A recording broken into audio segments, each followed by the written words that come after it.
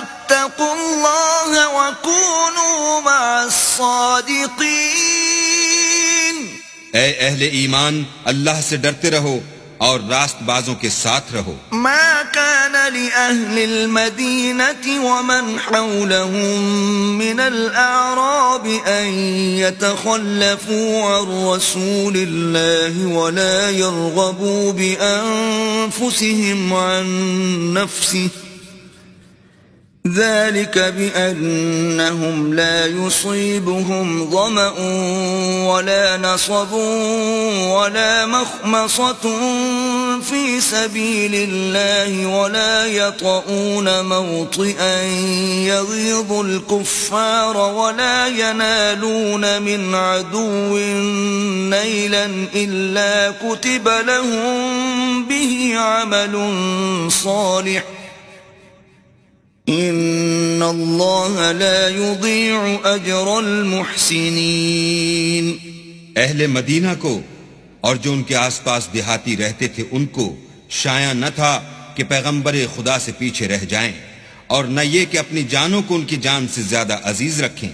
یہ اس لیے کہ انہیں اللہ کی راہ میں جو تکلیف پہنچتی ہے، پیاس کی یا محنت کی یا بھوک کی، یا وہ ایسی جگہ چلتے ہیں کہ کافروں کو غصہ آئے، یا دشمنوں سے کوئی چیز لیتے ہیں، تو ہر بات پر ان کے لیے عمل نیک لکھا جاتا ہے.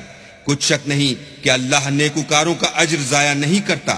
ولا ينفقون نفقة صغيرة ولا كبيرة ولا يقطعون واديا إلا كتب لهم ليجزيهم الله أحسن ما كانوا يعملون. اور اسی طرح وہ جو خرچ کرتے ہیں تھوڑا یا بہت یا کوئی میدان طے کرتے ہیں تو یہ سب کچھ ان کے لیے اعمال صالح میں لکھ لیا جاتا ہے تاکہ اللہ ان کو ان کے اعمال کا بہت اچھا بدلہ دے. وما كان المؤمنون لينفروا كافة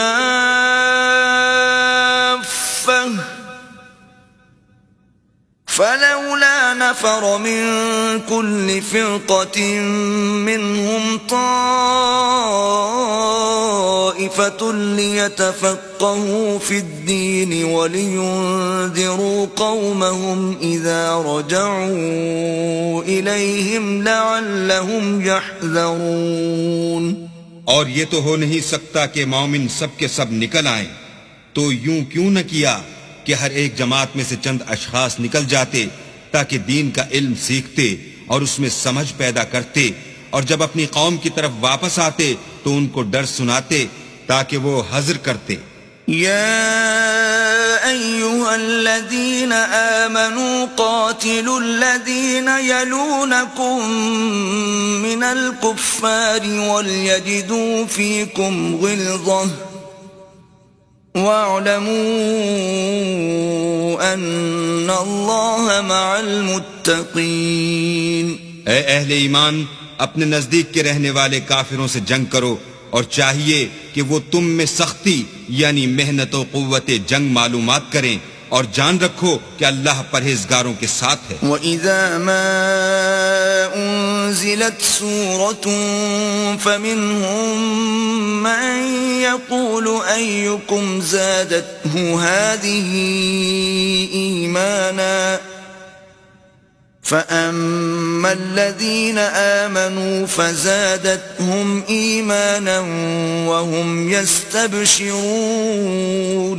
اور جب کوئی صورت نازل ہوتی ہے تو بعض منافق استہزاء کرتے اور پوچھتے ہیں کہ اس صورت نے تم میں سے کس کا ایمان زیادہ کیا ہے؟